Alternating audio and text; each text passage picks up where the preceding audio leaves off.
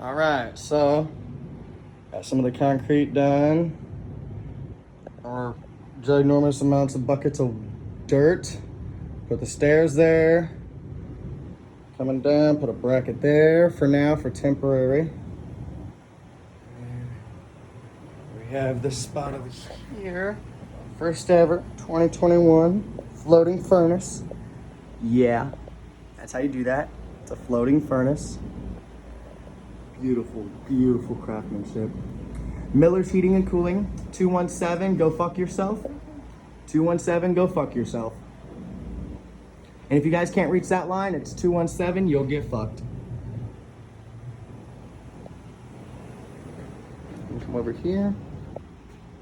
I won't screw you as bad as Mike Williams, but I still will do it right.